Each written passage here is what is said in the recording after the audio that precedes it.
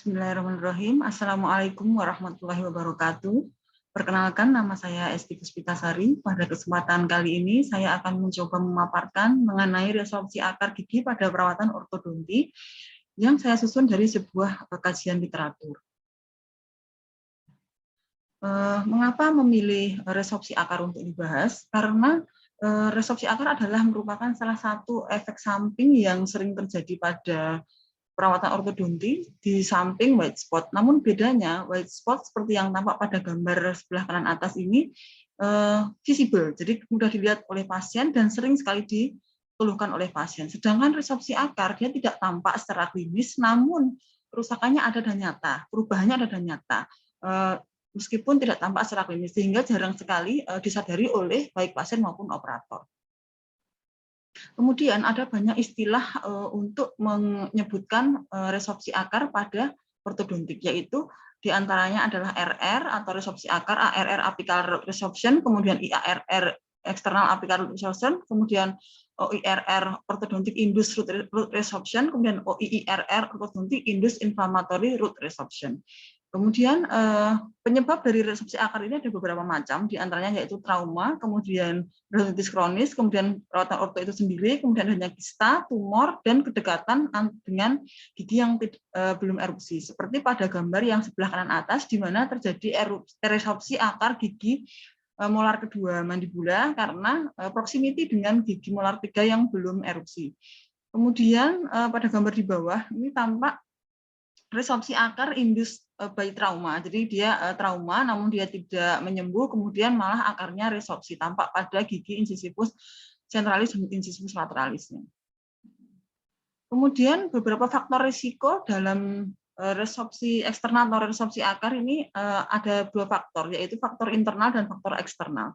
Faktor internal adalah faktor yang melekat pada pasien, yaitu genetik, kemudian gender, umur, nutrisi, kemudian morfologi akar, kepadatan tulang, kemudian tipe maloklusi, dan faktor eksternal yaitu tipe dan teknik perawatan ortodonti yang digunakan, kemudian durasi, kemudian gaya, baik itu jumlah maupun arahnya, dan juga keterlibatan ada atau tidaknya pencabutan premolar, serta jarak pergerakan gigi pada perawatan ortodonti. Ini adalah faktor risiko yang akan kita ulas satu-satu mulai dari umur. Nah, di jurnal ini ada saya menemukan pada umur lebih dari 25 tahun ke atas ini sudah beresiko terjadinya resorpsi molar kedua, biasanya karena adanya molar ketiga. Kemudian kalau di umur lebih dari 35 tahun ke atas kemudian dilakukan perawatan ortodonti, tentu resiko untuk terjadinya resorpsi akar lebih tinggi dibandingkan pada umur yang lebih muda. Kemudian pada gigi yang permanen muda atau gigi yang masih bertumbuh ini ada dua literatur atau beberapa jurnal yang menyimpulkan sebaliknya, yaitu ada yang mengatakan bahwa pada saat gigi permanen muda, jika diberikan tekanan yang lama dan konstan atau terus-menerus, dia akan merubah ujung akar gigi.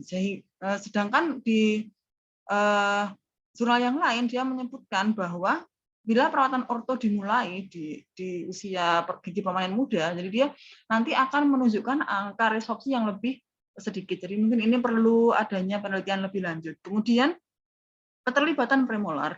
Apabila ada premolar yang dicabut, maka akan menimbulkan resiko yang 3,72 kali lebih tinggi terjadi resorpsi akar dibandingkan yang tidak dilakukan pencabutan. Namun ada kabar baik juga, di mana pencabutan gigi ini kalau mekanikanya betul dan gayanya juga tidak berlebihan, resorpsi yang terjadi dia berkisar dari 1 mm more or less, kurang atau lebih 1 mm.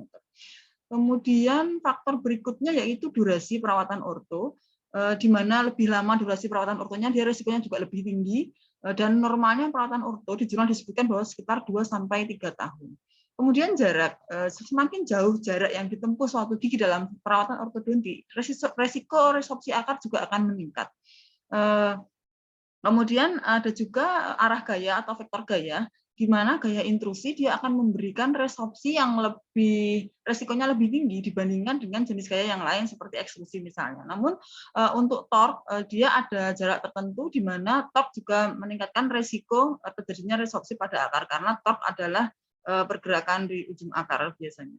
Kemudian ada teknik microsurgery untuk mempercepat atau akselerasi perawatan ortodonti atau pergerakan gigi. Sehingga di sini sama dengan gigi permanen muda tadi ditemukan adanya sedikit kontradiksi Jadi ada yang penelitian dia meneliti di tambah microsurgery dia beresiko menambah resorpsi akar, tapi di penelitian yang lain dia tidak. Jadi mungkin ada perlu penelitian lebih lanjut juga. Kemudian teknik yang digunakan.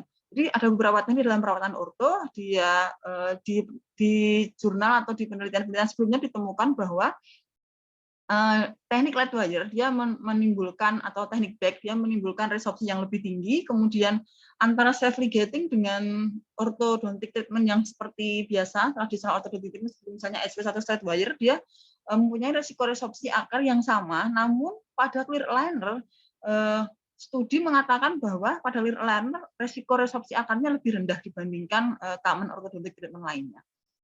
Kemudian resiko-resiko jenis gigi yang terresorpsi yang paling banyak yaitu gigi insisifus atas diikuti dengan gigi insisifus bawah dan juga caninus atas. Ini semua jurnal hampir mengatakan yang sama meskipun ada beberapa gigi yang berbeda. Jadi misalnya insisifus 2 dengan insisifus 1 mungkin ada beberapa jurnal yang berbeda, tapi semuanya sama. Upper incisor ini lebih banyak terjadi resorpsi dibandingkan gigi yang lain. Kemudian penegakan diagnosis cukup dengan diagnosis 2 dimensi untuk sehari-hari, karena untuk CBCT ini lebih disarankan untuk penelitian, jadi untuk keseharian lebih baik untuk diagnosis resorpsi akar menggunakan intraoral periapikal sudah cukup. Karena CBCT paparan radiasi terhadap pasien itu dia jauh lebih tinggi dibandingkan dengan foto 2 dimensi.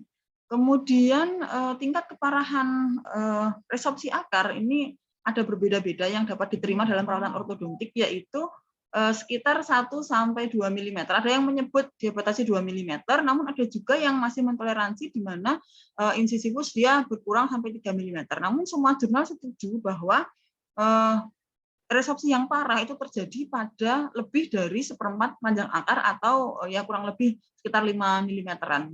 Jadi semua jurnal sepakat bahwa itu adalah severe resorption. Nah, ini adalah grading. Jadi salah satu jurnal dia mengutip grading resorpsi tampak pada gambar, di mana yang severe ini adalah yang nomor 4. Nah, yang nomor 3 ini sudah perlu diwaspadai. Kemudian dampak resorpsi akar pada perawatan ortodonti ini dia dapat merubah center of resistance, di mana center of resistance ini penting untuk pergerakan ortodonti. Kemudian dia juga bisa merubah encourage. Dan yang perlu diperhatikan yaitu apabila pasien sebelumnya sudah mengalami resorpsi, jika dilakukan perawatan ortodonti, maka akan mempercepat dan memperparah resorpsi yang terjadi. Dan apabila sudah terjadi resorpsi di tengah perawatan, maka harus dihentikan gaya ortodontinya untuk menghentikan resorpsi. Oleh karena itu, foto sebelum perawatan ortodonti itu mutlak dan sangat diperlukan untuk mengakses adanya resorpsi ini. Nah, kesimpulan dari studi literatur yang kami kerjakan yaitu resorpsi adalah hal yang terjadi dalam perawatan ortodonti. Kemudian yang harus diperhatikan pada saat melakukan perawatan ortodonti untuk mencegah resorpsi adalah umur, kemudian treatment planning, kemudian teknik yang digunakan, kemudian factor atau arah gaya, durasi, tipe gigi yang akan digerakkan, dan juga jarak pergerakan gigi. Kemudian diagnosis untuk resorpsi dapat dibuat hanya dengan radiograf 2 dimensi, yaitu rongsen periapikal. Kemudian resorpsi yang dapat diterima yang tidak sampai parah yaitu lebih dari 5 mm atau lebih dari 1/4 panjang gigi. Nah, resorpsi yang sudah terjadi pada saat perawatan orto atau terjadi di tengah-tengah perawatan orto dapat diatasi dengan penghentian gaya ortodontik sehingga resorpsi juga akan berhenti. Nah, demikian yang dapat kami sampaikan dari studi literatur kami. Terima kasih atas kesempatan yang diberikan. Wassalamualaikum warahmatullahi wabarakatuh.